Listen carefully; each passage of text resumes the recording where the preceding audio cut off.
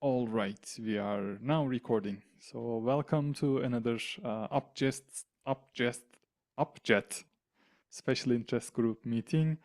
Today is September 11, 2024.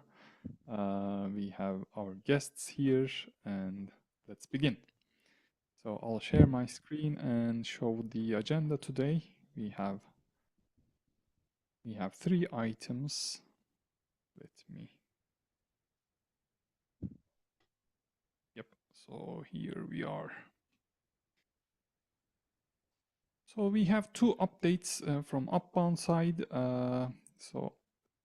Because this issue especially has been requested to be discussed in this meeting, but unfortunately those who were interested couldn't join the meeting because of schedule conflicts, etc.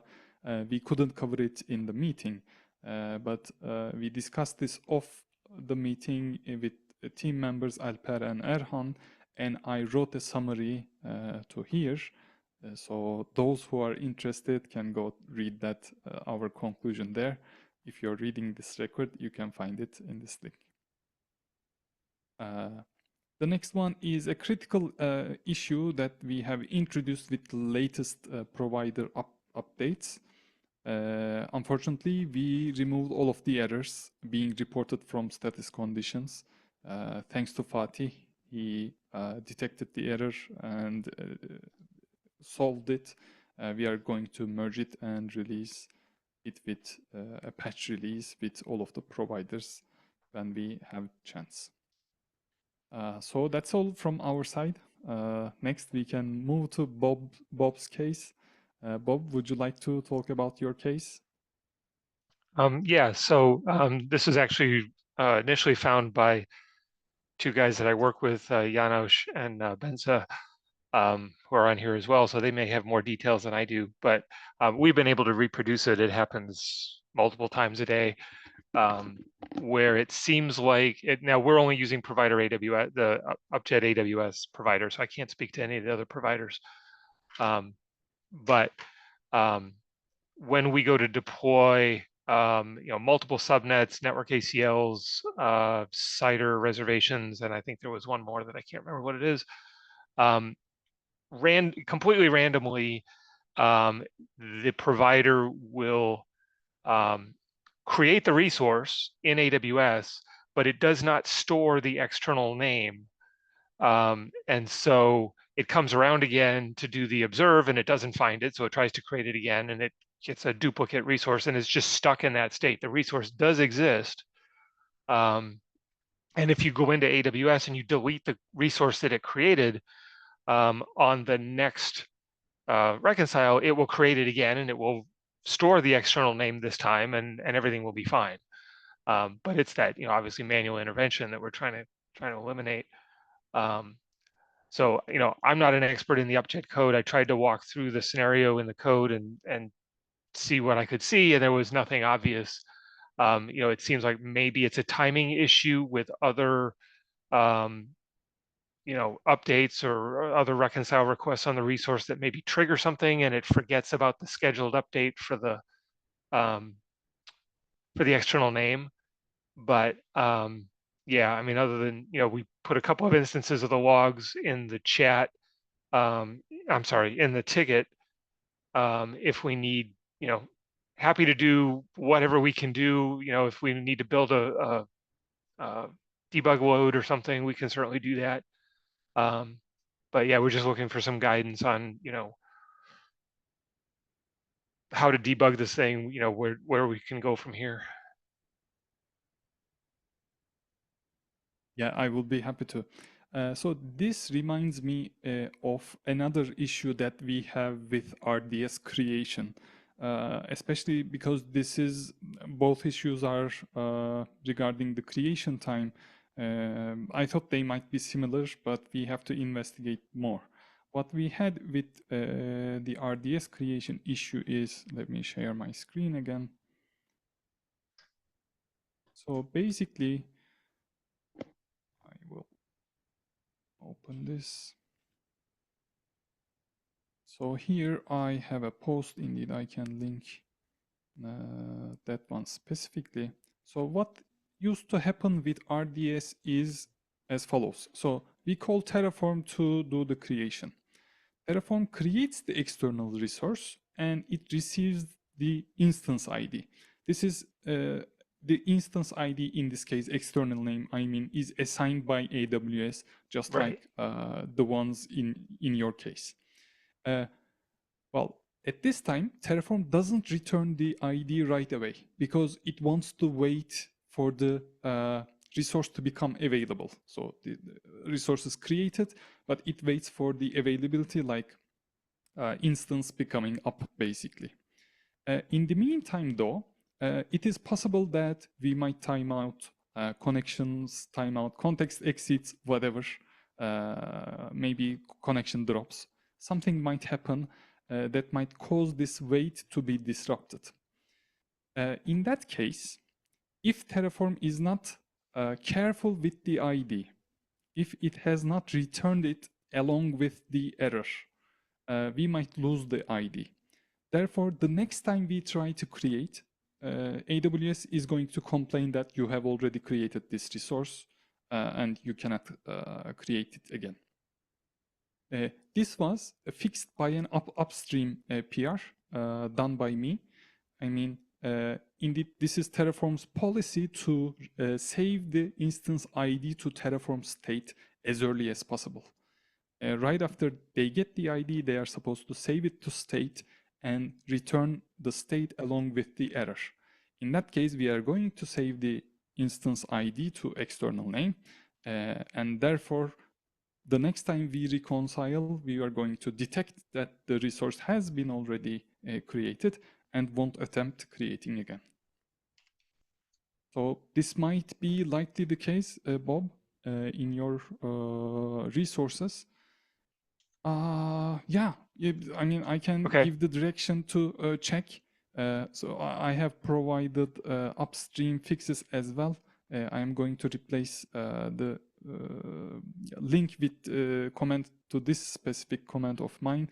You can inspect what I've changed the upstream and see if those resources have similar problems. It should be easy to state relatively if Terraform receives the ID from AWS as part of creation SDK call and doesn't save it to state, it should be obvious. It is most likely the reason in that case. And we can continue discussing them. Okay, yeah, that's great. I've got a copy of the Terraform provider Git repo, so I will take a look. I mean, it certainly would make sense if that's what's happening. So yeah, that's great. Right, sounds good. Then let's go to the next item here. Drew, you're next. Yes. Would you like to bring your case? I'm going to stop sharing my screen in case you would like to go over some logs or something. You can share. Okay, thank you very much. So, yeah, name is Adam Martin. First time joining, fresh contributor. So, welcome. Quick intro. Thank you. Actually, regarding the first issue fixed by Fatih, I kind of raised this with my PR that was about adding some missing resources to the Upjet Azure project. This is another one, and I have a few issues. So this specific PR has been open since about 10 days, and I came across some problems. At the moment, I don't have anything to share apart from the issues that I linked, or the issue and the PR that I linked. But what is happening here? The first thing was the missing error messages, which Fatih fixed after me being a bit annoying about my my issues. So it was very helpful. That's great. And apart from that, there are some more problems, specifically with deploying AKS. I have an issue raised regarding that one. So there are multiple layers to this.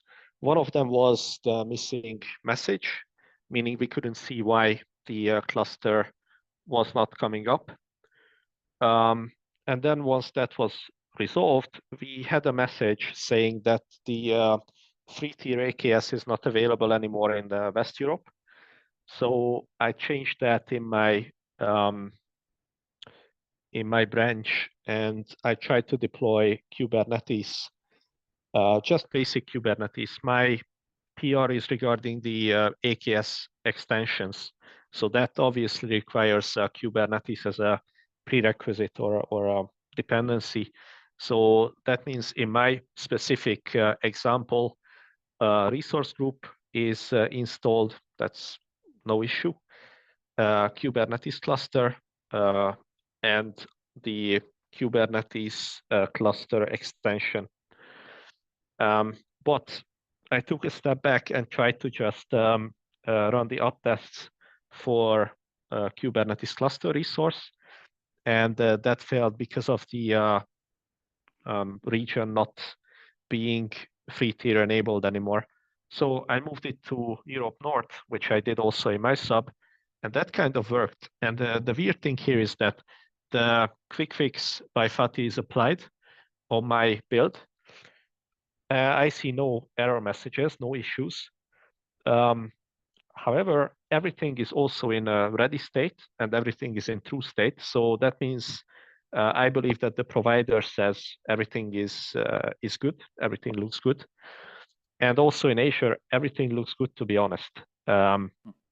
So the cluster is available, the resource group is available, everything's happy, but the up tests still fail with an error, which I documented in my PR. And then I tried to reproduce it in my own subscription, and I actually saw what was happening. So after the AKS cluster is created, there are still some update procedures that are running in the background, and they seem to fail with request limit has been exceeded error message. So that again seems to do with the with free tier subscription. I have the same, so that's why I was able to reproduce this problem. But I think something definitely changed on Azure side or subscription side. That thing I cannot see. But this is something that I can reproduce, and it would be very helpful if someone from your side could take a look at the activity logs, the Azure events for the Kubernetes cluster or the resource group even, and take a look if you guys get the same as I do, because yeah, this is something that will block any PR targeting Kubernetes cluster. All right, all right. Thanks, Adam. So just to clarify, when you say everything is true, it's everything is synced through and ready through, right? Yeah, so I took a look at all the statuses in my remote up test, and nothing was set to false. Nothing was in creating state, everything was in ready state, and still, maybe I have this somewhere. Anyway, it's logged because it's a remote up test that I ran. So I ran the pipeline, and there I get this behavior. Okay, this is strange, and yeah, you are definitely right that, I mean, just not being able to test a Kubernetes resource is definitely weird. I don't think we had any reports. I don't remember at least we had any such reports. I wonder if something has broken, or maybe it wasn't tested as frequently as for this problem to occur, which could be the case indeed. Yeah, at this point, I cannot give any direction that we are going to look into it. It looks like you are able to do everything, and I mean, if everything looks to be okay in the Azure console or how the resource works, we should definitely go ahead and fix our problems here. Uh, by the way, I'm not sure, but by our policy, we don't require resources to be passing these automatic tests for them to be included. But don't quote me on that. I have to check with my teammates as well. If it's working on your side, you were able to make it run that way, we can, I guess, include it with the release and address these issues later. That's also possible. Yeah, just to give a bit of background to why I'm so active pushing this forward. So I was able to create the resources that with the code that I generated from the object. So yeah, the deletion also works. Everything seems to be fine. It's just, it seems to be, to me, it's a pipeline issue, but not even really a pipeline issue. It's a subscription issue, because as I said, I tried to run the pipeline or the test locally with the E2E target, which is doing the same on my subscription as it would do on your subscription. So it's, yeah, I mean, everything works, but on the other hand, something is blocking the tests. So yeah, it's a bit weird to me. By the way, according to the message you posted to the issue, it looks like there is a rate limiting going on, right? I mean, Yes, that might explain the differences between subscriptions. Perhaps yours is much larger than our subscriptions rate limiting constraints. this is a free sub that I test with. It only has the resources that the make E2E deploys. For me, that's only the cluster and the extension. So, I mean, I would be very curious if it's the same event in your subscription, because if yes, then we have a pretty good idea on what's going on. Okay. Okay. So I have some comments here. So there is one thing that I don't fully understand. So if we hit a rate limiting issue, then I would expect it to transition the resource, the managed resource, to the sync false state. Like, you know, we are making an external API call, which is being rejected because we have made too many requests recently. And I would expect to see sync false condition in that case. So this is one of the things that I don't really understand, you know, regarding this thing. If I can react to that, I believe, so I was thinking about that too, quite a lot. And I think the thing here is that the Kubernetes service reports succeeded and running, even if this operation does not go through, because this operation has to do with the let me see, agent pool. So it seems to me that after creation, after the cluster is created, there is some operation on the agent pool, and that is not covered by the AKS resource that we have managed by the provider. At least that's what I assume. So the resources, you know, Upjet has what we call as the asynchronous mode. So we start a new go routine that makes the actual request to the external resource. But even in that case, the request belongs to Upjet, and you know, if that request encounters an error, Upjet is still expected to report this in the managed resource state. So I don't know. So we need to understand whether an actual, you know, external API call that Upjet makes errors And if that's the case, it's a bug on Upjet side if we don't, transition the managed resource to sync false. So, I mean, you are saying that we have this Kubernetes cluster and, we have another associated resource like, did you say node group? Yeah, For agent pool, example, yes. Yeah, agent pool. So if it is Upjet who is making a request for the agent pool, and if that request is being throttled on the Azure side, we should still be receiving an error, right? In order for us to retry. But by the way, things are a little bit complicated here because the retries could also be being handled by Terraform, right? On the Terraform side. So even if it's being throttled, Terraform could be doing, requests multiple times, maybe honoring the throttling, maybe retrying after 30 seconds or something like that.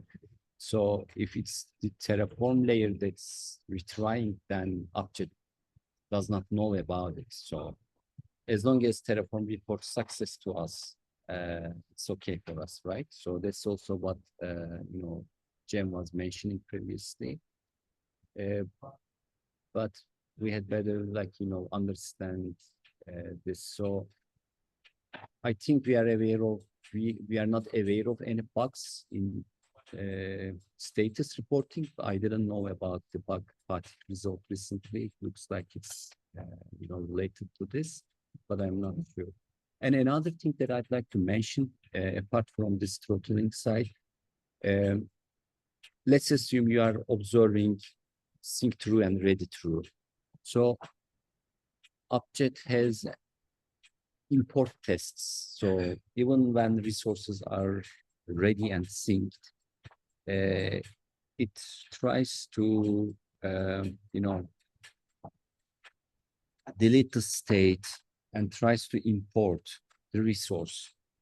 But then I would expect that there is a change in the conditions because I'm looking at the YAML files of the installed resources, and it tells me that reconcile success is true, type is synced, reason available, status true, type ready.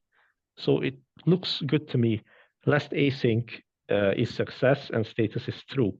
So that also looks very good.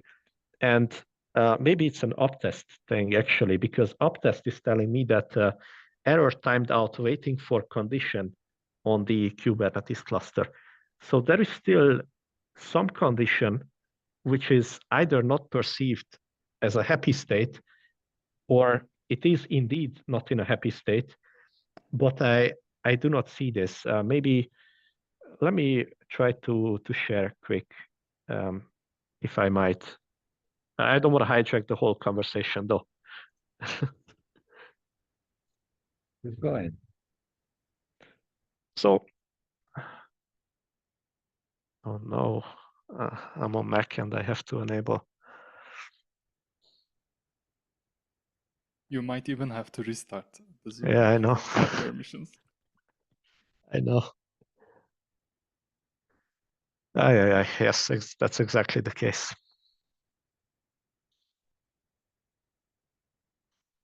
If you like, we can skip to the next topic, and in the meantime, you would like to arrange your Yes. settings or not? I don't know. Yeah, I do Because that. I'm I'm really gonna. hesitant to give permissions to apps. I'm okay with that. Please continue with the next one, and I return in a second. All right. Then let's move on to the next topic. So, Christian, would you like to talk about your case? Hello. Welcome. How's it going, guys? Hello. All right.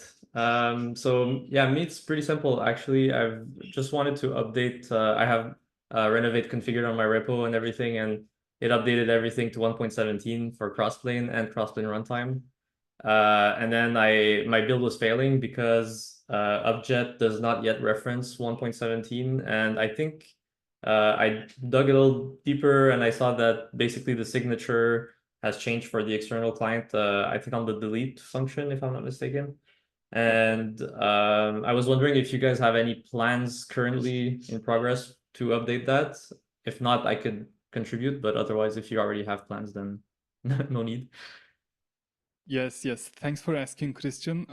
Don't think that I forgot you. John That's CC'd okay. me, and I've been working on it.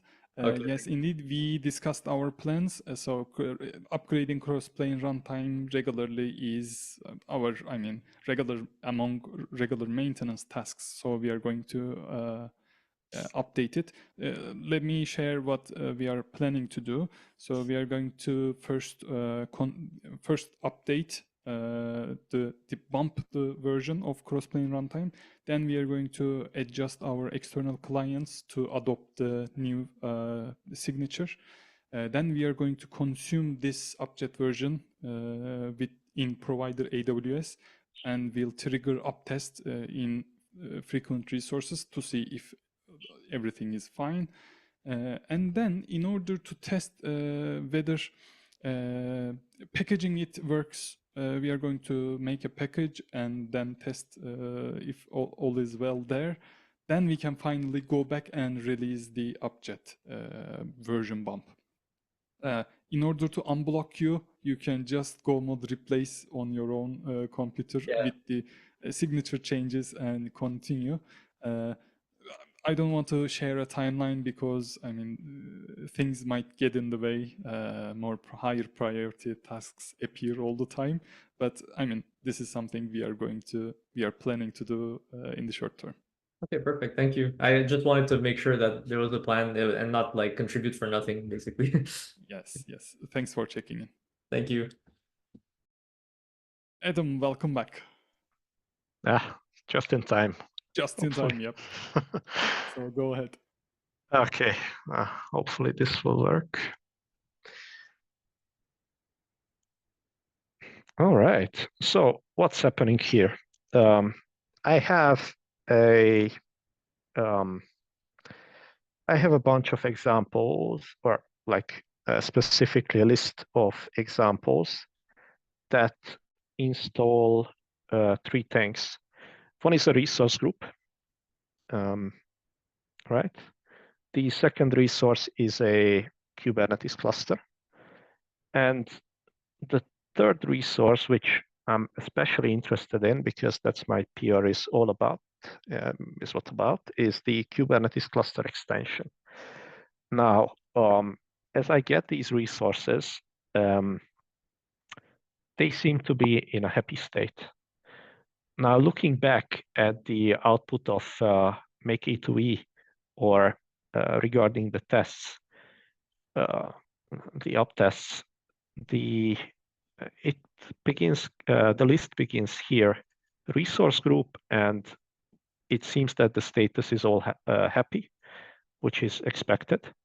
And the Kubernetes cluster, which is kind of a copy of the example in main. And there's a bunch of uninteresting stuff. Here we are at conditions, and we see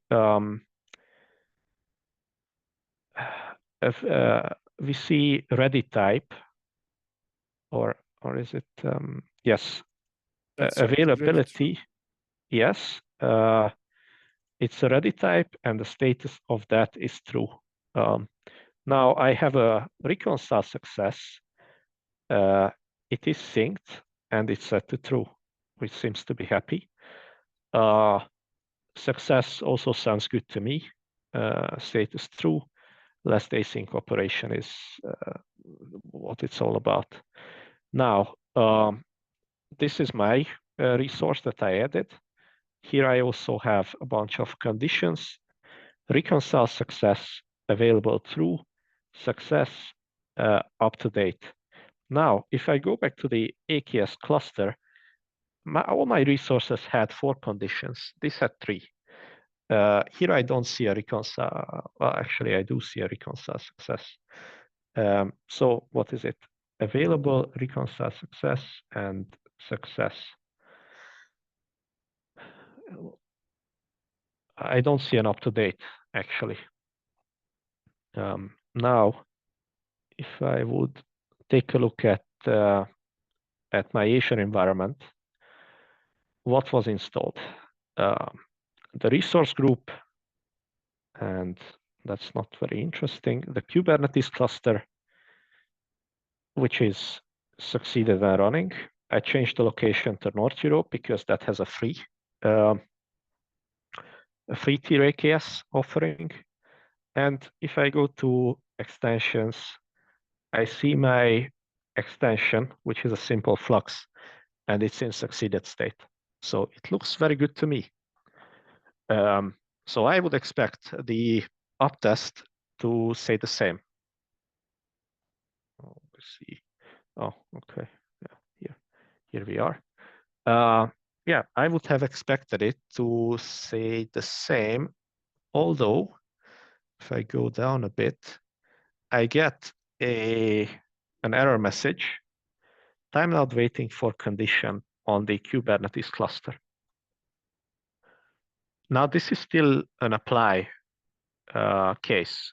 I believe it would go to some edit or delete or update or whatever more cases uptest has, but it never seems to get there because of this command failure we see here. Now, I took a look at Azure on why is this happening, try to debug this, and if I go to activity log, create or update agent pool, this is a bit in a misleading state because this seems to be in a loop. So here it says, create, this failed because of this error message that I put there, and it's throttled. And then it says accepted, which for me might mean that it is trying again, because this happens all the time. But maybe I'm wrong here, and maybe this actually succeeds after a while, because it really says it's throttling and trying again in half a minute. But this happens again and again. So I'm wondering if this has to do with the failed uptests or not. Because if I take a look at the logs of my failed run, which is, let me see here. So you see, this is not even targeting my extensions, just a regular Kubernetes cluster, which roughly matches the example of main, with the exception of the location.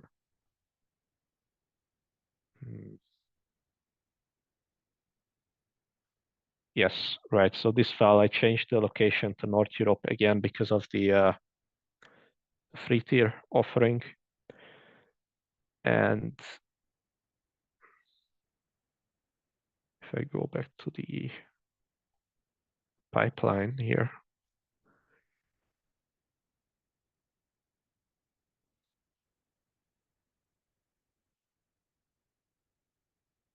then we will see the same behavior remotely.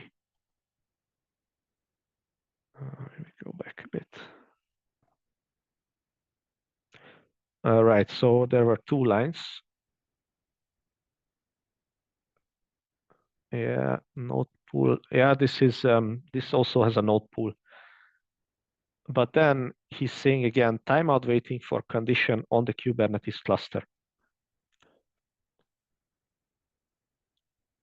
And then the command failure. So it seems same as my local case, we are stuck in this apply case, which seems to be failing, even though the status of the Kubernetes cluster or the conditions, they seem to be fulfilled.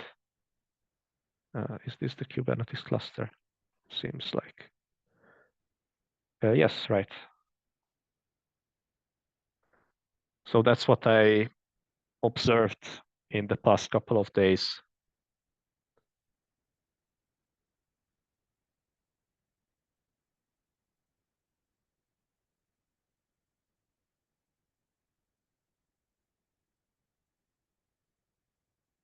I'm not sure if I can share more details because Yeah, I looked at it pretty intensively, but that did not seem to fix the issue. yeah. I'm not very familiar with uptest results, but it looks like the condition you are missing in this resource, the cluster itself, test condition true is what's preventing our test to succeed. I mean, I believe uptest tries to verify the resource existence externally to the reconciliation and getting throttled while doing so. I mean, that's only my hypothesis at the moment. Alper, do you have any comments on why we are missing test condition true in the cluster resource? So the example, the uptest run was for Kubernetes cluster manifest, right? The example manifest. And Yeah. yeah, so looking into that manifest, we are missing the example ID there. So the PR also, has changes on the Kubernetes cluster.yaml file under example manifests. Because, the location is being changed from West Europe to North Europe. So the example ID is missing here. So I can't remember the details on uptest. But like, we have the convention of marking, the example ID to point to the the target resource that's being tested. And, I expect the target resource here to be the Kubernetes cluster resource.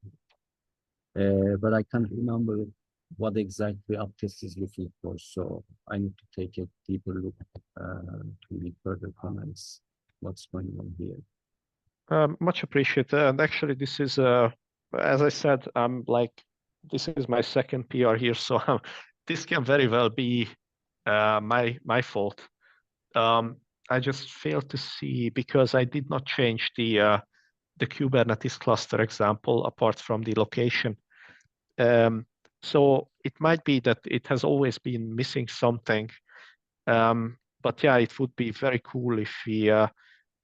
But I see. Is that the annotation? Is that an annotation? The example ID. Yes, example ID is an annotation. It's missing here. So honestly speaking, I can't remember if uptest is making use of that annotation to determine, the target. I call it the target. It's not official terming, but like, in a manifest, you have, what I say is, you have a target resource that's being tested and its dependencies, direct or indirect dependencies. So generally, we would like to have each resource to be tested in its own manifest together with its dependencies. But especially in provider Azure, this is like, violated. So I don't know, for example, if in provider Azure, we have a separate manifest for Kubernetes cluster, not full resource, for example. That's what I'm trying to say. But the changes that you are introducing to the Kubernetes cluster manifest here should not be breaking it. You are just changing the location. And as long as the resources got ready and synced, and I've also taken a look at the uptest logs there. So the Kubernetes cluster is ready and synced. So that location string is valid, I would assume.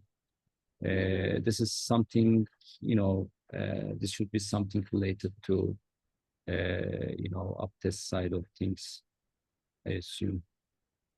Yeah, but I can try So, to add the annotation to the manifest.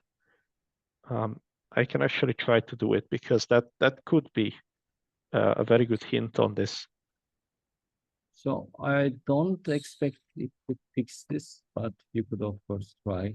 At least, you know, we should have that annotation, something missing here, because it identifies the target resource and, you know, it differentiates between the target resource and its dependencies. That's a convention that we use. So normally we should have that annotation in this manifest. It doesn't hurt.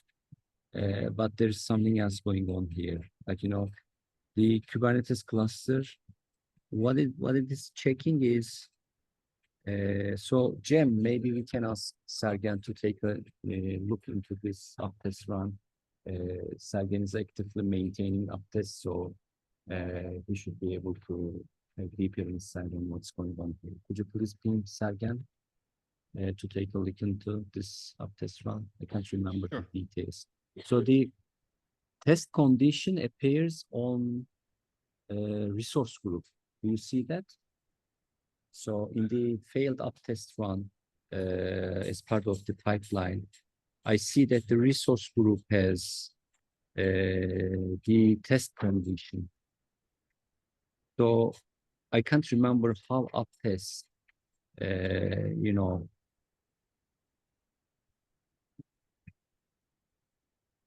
decides to put this test condition on which resource. So in this file, we have multiple resources. Does it pick the first one?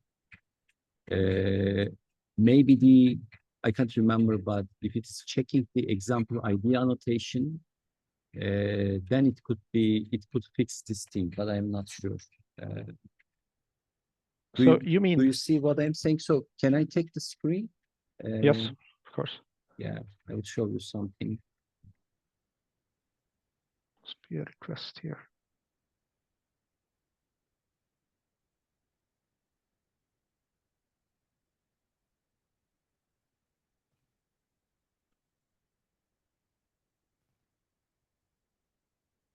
Oh, you know, this is again something I would have Okay, to. so I can just force it. Can you see my screen? Yes. So what I am talking about is, as you see, resource group has the test condition, okay? But up test is looking for that condition in the Kubernetes node pool resource. So this is why it's failing. So the condition has been, so as you would understand from the conditions type, it's only used, that condition, status condition is specific to our tests.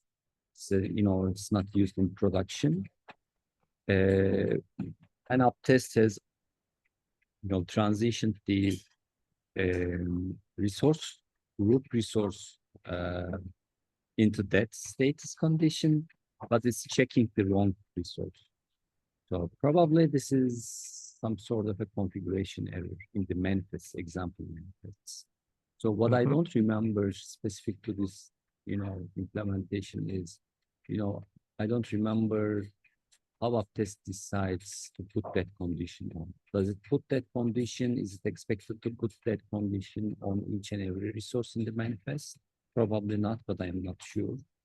And if it doesn't, you know, put that condition on all resources, then it's putting the annotation on the wrong resource. So maybe it's ordering, but resource group is not the first one. So it's the last one here. So I think it's, you know, it's specific, it's something related to uptest. We can, you know, we can also check the uptest code, but better, like, you know, pull Sergen into this discussion, and so that he can take a look into this. Yep, that Like, would you be know, much yeah. appreciated. And if really Great. there is a annotation missing, then yeah, then for sure it's Let me manifest try issue. to send you an example annotation from another provider.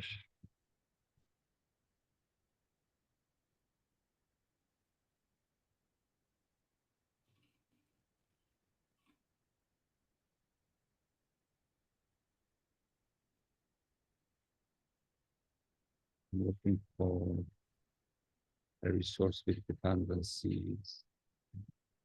Maybe one, no. Okay, so I took 3 action items out of this discussion. First, we will make sure that we are not missing uptest example ID annotation in the resource manifest. And we will ask Sergen why uptest marks this test as failed when we have test condition true on the group.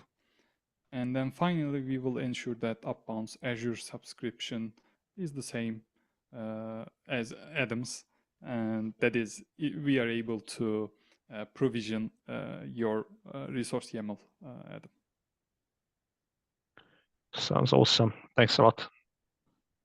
So if you check the manifest that I linked, Adam, you will see the meta.upbound.io example ID is set to not group.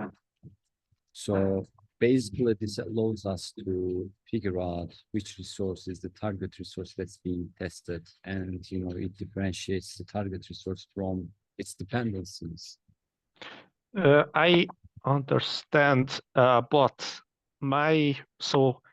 the Kubernetes cluster is indeed missing this, but Yes. my extension example, which is sitting just right next to it, it was not tested on this run. It does have it. So, so that has the example ID annotation on all the resources, and it's still failing for the same with the same reason. Yeah, I mean, like, you know, as I told, I'm not sure if uptest is checking this annotation to differentiate, like, you know, probably this will not fix, as I mentioned, but we had better still annotate them. Yep. We need to check uptest code, like, you know, how it decides to put that test annotation on which resource. If it is expected to put it on each and every resource, then we need to understand why only resource group gets that text condition and others are not getting it. So maybe it's some latent initialization issue or something like that. If I remember correctly, that status condition is used to understand that the resource was successfully latent initialized. So, but we need to, you know, I don't remember the details. That has been a while since I checked the uptest code.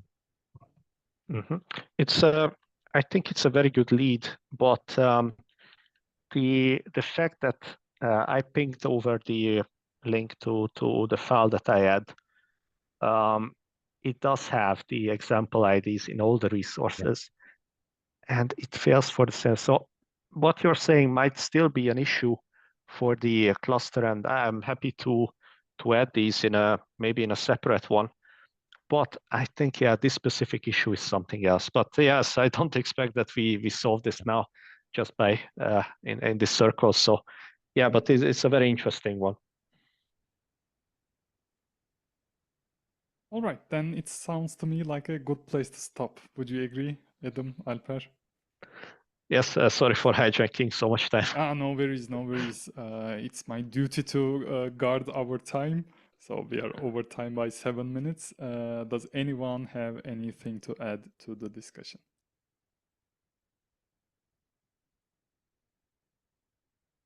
Going once, twice. Then I thank you all for being here. I hope to see you with your updates 2 weeks later. Take care. Bye. Thanks for your help. Thank you. Thank you. Take care. Bye. Thanks. Bye.